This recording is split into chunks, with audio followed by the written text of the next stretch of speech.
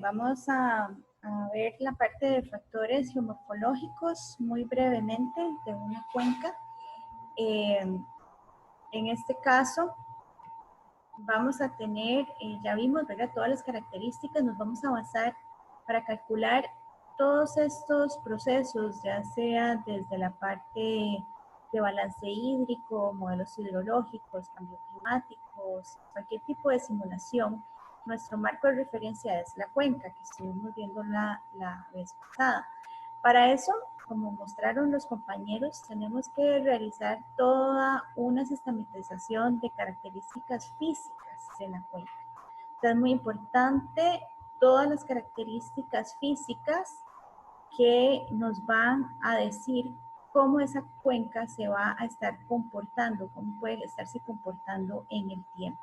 Entonces, aquí tenemos todas las características físicas que se pueden generar en una cuenca. Ahora, ¿cómo se calculan? Básicamente, hay varias metodologías y para caracterizarla, nosotros necesitamos conocer cuál es el área proyectada, o sea, tenemos que conocer el área de esa cuenca. Y lo hacemos dentro de una proyección horizontal, o sea, una proyección plana. Anteriormente de que se hicieran sistemas de información geográfica, ¿qué tenemos que hacer? Bueno, básicamente dividir esa cuenca y ponerlo en un esquema donde podamos tener una escala o se hacía mediante una balanza analítica, imagínense, o un planímetro, que es esto que tenemos acá, y entonces nos va contando cuánto es el área que vamos recorriendo.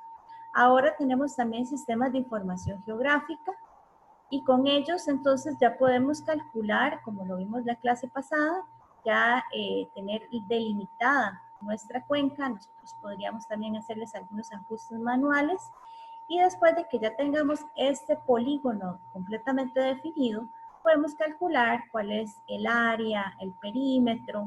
Luego con esto podemos ya ver cuál es la longitud, que sería esta distancia máxima de recorrido desde el punto más alto o más lejano de la cuenca hasta la salida de la cuenca, y establecer el ancho de la misma.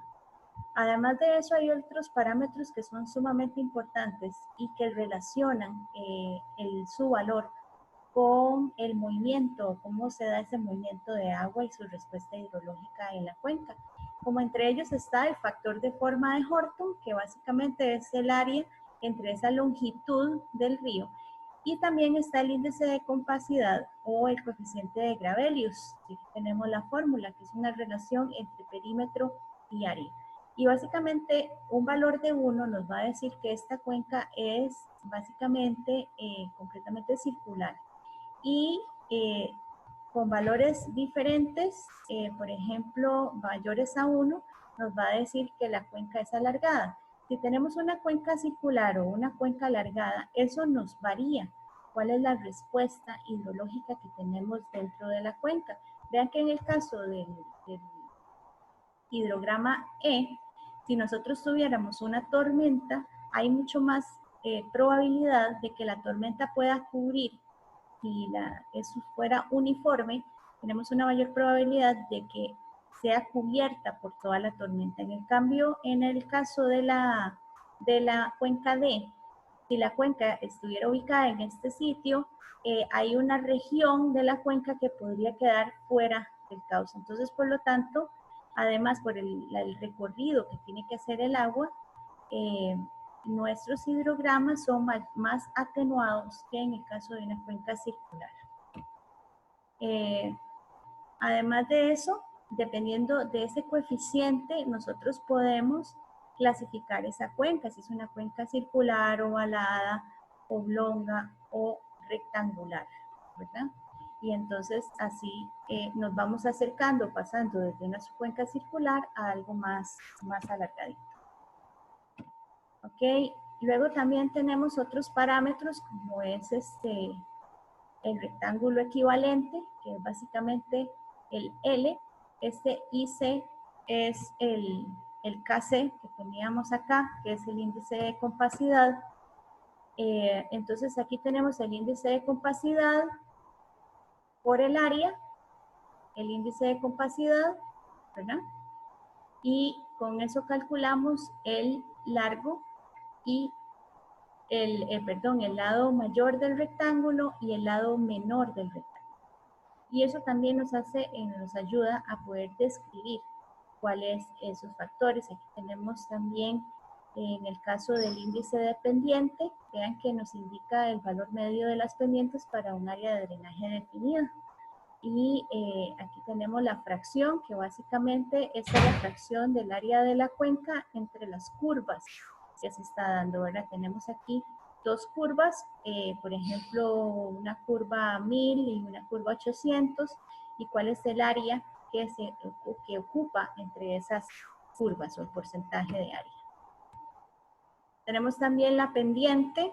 En el caso de cómo calculamos una pendiente, tenemos varios criterios para calcular una pendiente. Entre los más conocidos está el de Albor, que es básicamente conocer el área que nosotros tenemos. Vean que aquí es conocer la pendiente que se da entre curva y curva, o sea, la diferencia de alturas entre la longitud o la distancia que están separadas esas curvas para poder calcular la pendiente.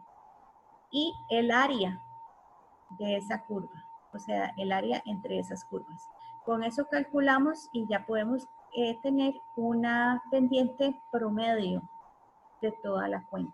Entonces vean que tenemos aquí el A sub I, el A sub 1, el A sub 2, el A sub 3, y entre N áreas o N pendientes que tengamos aquí entre el área total de la cuenca.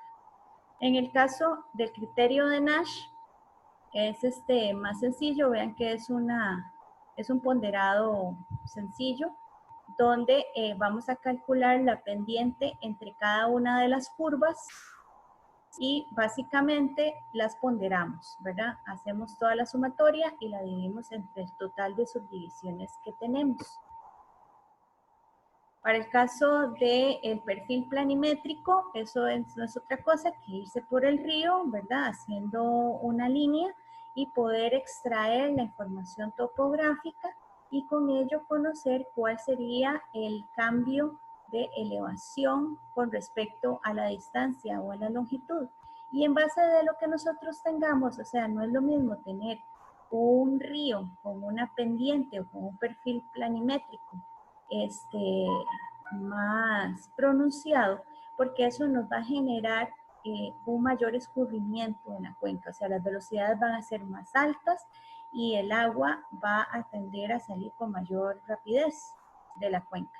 En cambio, en el caso de donde tengamos pendientes más bajas, un perfil planimétrico más suavizado, nuestros caudales de salida van a ser también mucho más atenuados.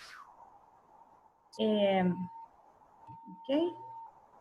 También tenemos la pendiente del cauce y básicamente también tenemos varios, o estos dos métodos que son los principales, que es el de pendiente uniforme, que es tomar el punto final, el punto inicial, calcular la longitud, sacar las cotas y sacar la pendiente, ¿verdad?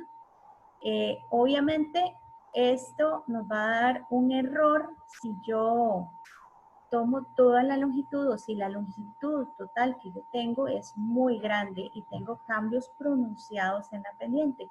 Aquí lo que se recomendaría mejor es tratar de subdividir este tramo del río en varias regiones para poder calcular la pendiente a cada uno, digamos, de los tramos que yo quiero analizar y no, ¿verdad? Hacerlo en una longitud muchísimo más grande, porque obviamente vean aquí que esta línea que tenemos acá estaría representando el cambio de pendiente y vemos que no necesariamente va con la realidad. En el caso de la compensación de áreas, es básicamente tener el perfil longitudinal del río y hacer un balance de áreas, o sea, tratar de establecer una línea recta donde yo tenga la misma cantidad de área en la parte sobre la línea que establecí y la misma cantidad de área bajo la línea que yo establecí. Y una vez yo tenga esa equiparación de áreas, tanto en la parte alta como en la parte más baja, puedo calcularle la pendiente a esa recta. También está la ecuación de Taylor y Schwartz, que en este caso lo que hacemos es una ponderación también de pendientes. Cogemos o dividimos el río en varios tramos y le calculamos la pendiente a cada uno de los tramos. Le sacamos esta razón y lo dividimos entre el número de tramos totales, que sería M. Y con eso ya podemos calcular también la pendiente promedio. En el caso de la red de drenaje, vemos que se manifiesta la eficiencia del drenaje en escurrimiento resultante de la rapidez que tiene cada uno de las cuencas. Aquí es muy importante porque nosotros tenemos un río principal, donde el río principal va a tener el mayor orden del río. Y conforme viene un afluente y se nos une a ese río, va a tener el orden menor. Ahora, vean por ejemplo que aquí tenemos un orden 5, él se mantiene como orden 5, este que viene acá estaría, empezamos desde la parte alta, tenemos entonces las primeras quebradas, serían con orden 1, se unen, entonces el tramo que sigue sería de orden 2, él va a dar, por ejemplo, aquí el que venía acá era un orden 1, por lo tanto se une con un orden 2, que da orden 2.